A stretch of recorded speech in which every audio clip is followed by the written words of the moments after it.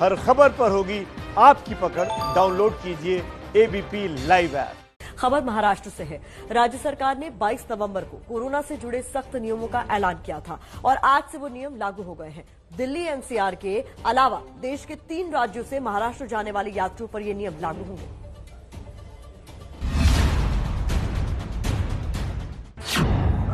क्या आप महाराष्ट्र जाने के लिए तैयार हैं? महाराष्ट्र में आना है तो रिपोर्ट दिखाना है। जी नहीं, हमको तो कुछ गाइडलाइन के बारे में कुछ आइडिया नहीं है। टेस्ट नहीं तो राज्य में एंट्री नहीं।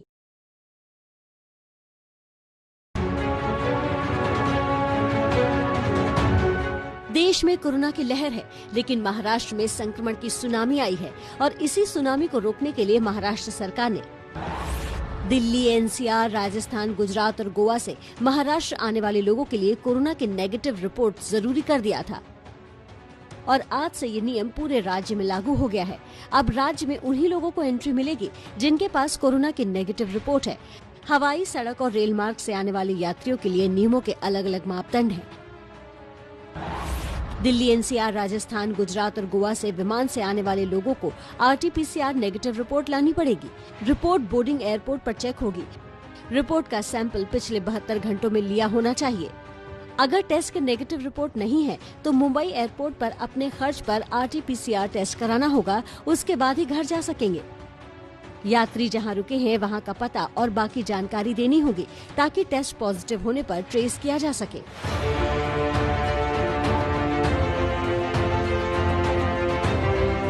जो लोग ट्रेन से अब महाराष्ट्र आएंगे उनके लिए भी हवाई यात्रियों की तरह कोरोना की नेगेटिव रिपोर्ट जरूरी है, लेकिन यहाँ रिपोर्ट के समय में थोड़ी छूट है।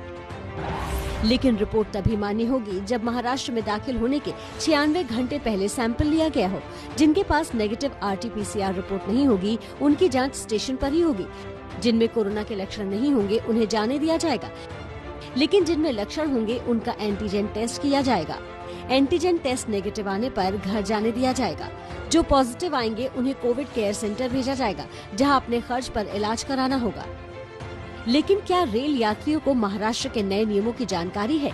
ये जानने हम पहुंचे नई दिल्ली रेलवे स्टेशन। यहाँ हमें कई यात्री ऐसे मिले जो अब भी नए नियमों से अनजान हैं। मुंबई आप लोग जो पहुंचेंगे तो आरटीपीसीआर टेस्ट जरूरी होगा। इस नियम की जानकारी है आप लोगों?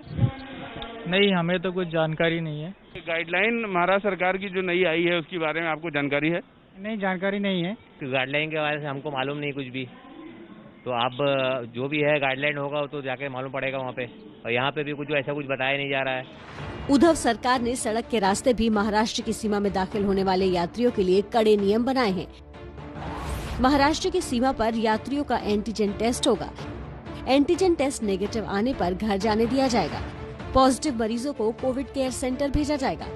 इलाज का खर्च लोगों को खुद उठाना होगा। लेकिन सूरत के इंटर स्टेट बस स्टैंड पर महाराष्ट्र के प्रवासियों की ये भीड़ भी नियमों से अनजान है। यहाँ ज्यादातर लोगों ने मास्क तो पहना ही नहीं था। सोशल डिस्टेंसिंग का भी पालन नहीं हो रहा था। ऐसी ही लापरवाहियों की वजह से महाराष्ट्र में कोरोना फैल रहा है, जिसने सीएम उद्धव को सख्त नियम बनाने पर मजबूर किया था।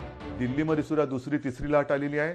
बऱ्याच ठिकाणी रात्रीचा कर्फ्यू म्हणजे अहमदाबादमध्ये रात्रीची संचारबंदी लागू केलेली आहे आणि जी दुसरी तिसरी लाट येते आहे, ही लाट जर पहिल्या लाटेची तुलना केली तर नुसती लाट नाही तर सुनामी आहे की काय अशी भीती वाटते। दिल्ली, एनसीआर, राजस्थान, गुजरात और गोवा से आने वाले लोगों की स्कैनिंग का आदेश महाराष्ट्र सरकार ने इसलिए दिया था ताकि कोरोना के खतरे को फैलने से रोका जा सके। लेकिन अब इस आदेश को जमीन पर उतारना महाराष्ट्र सरकार के लिए आसान नहीं होगा, क्योंकि ज्यादातर लोगों के पास कोरोना रिपोर्ट ही नहीं है। इस नए नियम के बाद मुंबई में क्या हालात है? हमारे 2 सहयोगी हमारे साथ बने हुए हैं। अजय दुबे मुंबई एयरपोर्ट से और रौनक कुकड़े हमारे साथ बने हुए हैं रेलवे स्टेशन से। रौनक, आपके पास इसलिए महत्वपूर्ण है आना क्योंकि रेलवे स्टेशन में ज्यादा यात्रियों की आवाजाही होती है। क्या आने वाले तमाम यात्रियों को पता है कि बिना रिपोर्ट के एंट्री नहीं है? जी देखिए, काफी कंफ्यूजन की स्थिति है क्योंकि अभी कुछ देर पहले ही सौराष्ट्र गुजरात से एक ट्रेन मुंबई सेंट्रल स्टेशन पहुंची और बहुत सारे जो यात्री थे उन्हें इस बारे में जानकारी नहीं थी।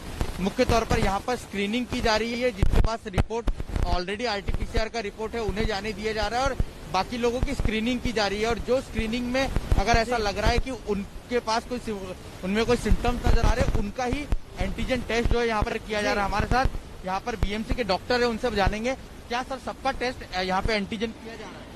नहीं, जिन लोगों के पास में आरटीपीसीआर का रिपोर्ट्स नहीं है उनको यहाँ पे एंट्रेंस पे जो है उनका बॉडी टेम्परेचर और सिम्टम्स के लिए स्क्रीनिंग किया जाता है और जो पेशेंट्स को सस्पेक्टेड पेशेंट्स लगेंगे उनको यहाँ पे जैसे बुजुर्ग लोग हैं उनको यहाँ पे सेपरेट करके उनका एंटीजन टेस्ट किया जाता है और 15 मिनट में रिपोर्ट आ जाती है तो उनको उनके घर पे छोड़ दिया जाता है। यानी आप देख सकते हैं पर रोका जा रहा है। स्कैनिंग स्क्रीनिंग जो पहले चल रही थी वो अब भी चल रही है। रौनक ने जो तस्वीरें दिखाई उसके बाद रुक कर लेते हैं अजय दुबे का।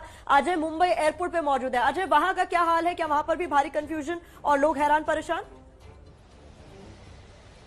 नहीं, देखिए प्रतिमा, ऐसी कोई स्थिति यहाँ इसलिए नहीं बन रही है क्योंकि जो भी जांच होनी है, देखिए एयरपोर्ट में क्या है कि पूरी व्यवस्था है।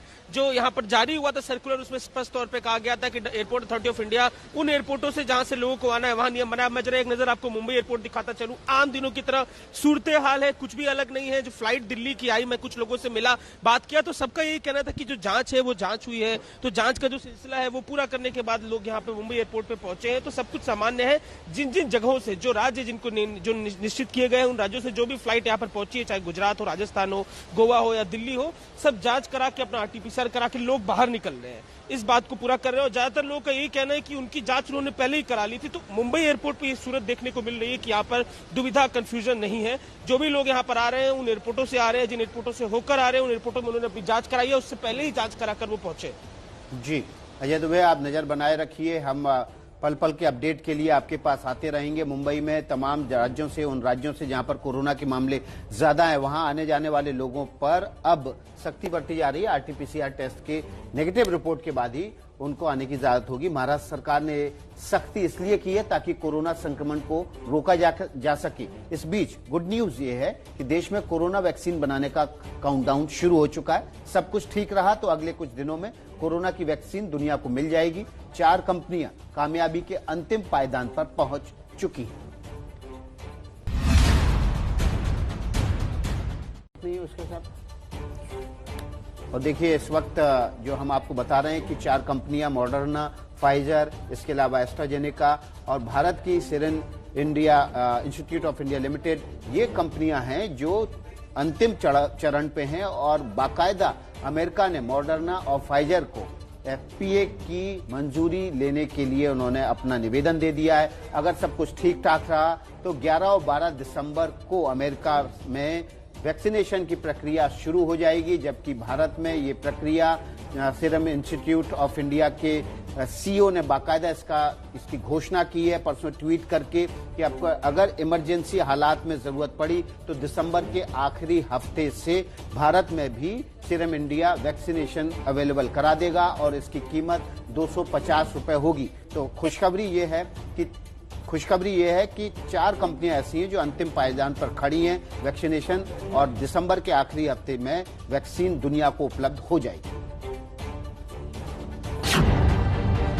भारत में कोरोना की दवा का काउंटडाउन शुरू। कोरोना युद्ध में रूस बनेगा भारत का मददगार। तीसरे फेज में रूस की दवा सबसे ज्यादा कामयाब। कोरोना महामारी के कहर के बीच रूस से राहत देने वाली खबर आई है।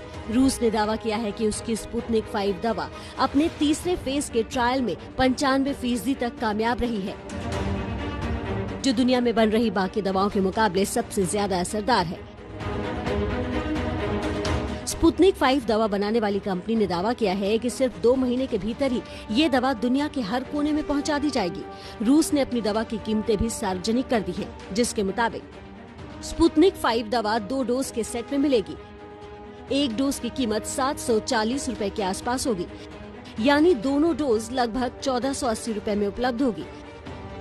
दवा सूखे पाउडर के रूप में होगी। वैक्सीन को 2 से 8 डिग्री सेल्सियस तापमान पर एक जगह से दूसरी जगह भेजा जा सकेगा। कीमतों के अलावा रूस ने यह भी ऐलान किया है कि 50 देशों ने लगभग 1.2 अरब डोज का ऑर्डर रूस को दिया है, जिसकी पूर्ति के लिए जनवरी 2021 में दवा का मास प्रोडक्शन शुरू हो जाएगा। रूस का दावा है कि अंतर्राष्ट्रीय सहयोग समझौतों के तहत रूस भारत, ब्राजील, चीन, दक्षिण कोरिया समेत कई देशों के साथ मिलकर दवा का प्रोडक्शन करेगा। रूस सरकार के अनुसार मौजूदा समझौतों के आधार पर प्रतिवर्ष 50 करोड़ लोगों के लिए वैक्सीन के उत्पादन की क्षमता उनके पास है। भारत में स्पुतनिक 5 का ट्रायल अपने दूसरे और तीसरे फेज में है। कल कोरोना पर बुलाई गई मुख्यमंत्रियों की बैठक में भी पीएम मोदी ने कोरोना की दवा का जिक्र किया था, लेकिन ये भी साफ कर दिया था कि अभी आधिकारिक रूप से कुछ भी कहना जल्दबाजी होगी। करीब करीब आखिरी दौर पर वैक्सीन के रिसर्च में काम पहुंचा है। भारत सरकार हर डेवलपमेंट पर बारीकी से नजर रखे हुए हैं, हम सबके संपर्क में भी हैं और अभी ये तय नहीं है कि वैक्सीन की 1 डोज होगी, 2 डोज होगी या 3 डोज होगी। ये भी तय नहीं है कि इसकी कीमत कितनी होगी, उसकी कीमत कितनी होगी, ये कैसे होगी। यानी अभी भी इन सारी चीजों के सवालों के जवाब हमारे पास नहीं है। दुनिया भर में 50 से ज्यादा कंपनियां कोरोना की दवाई बनाने पर काम कर रही हैं, लेकिन 4 कंपनियां रेस में सबसे आगे हैं, जो दुनिया के लिए खुशखबरी से कम नहीं। अभी स्पुतनिक 5 ने 95% दवा की कामयाबी का दावा किया है। इससे पहले अमेरिका की फाइजर कंपनी ने अपनी कोरोना वैक्सीन की 95% कामयाबी की गारंटी दी थी। अमेरिका की ही दवा कंपनी मॉडर्ना ने 16 नवंबर को दावा किया था कि उसकी दवा 94.5% तक कारगर है। ऑक्सफोर्ड यूनिवर्सिटी और एस्ट्राजेनेका ने भी दावा किया है कि उनकी संयुक्त रूप से तैयार की गई दवा 90% से ज्यादा असरदार है।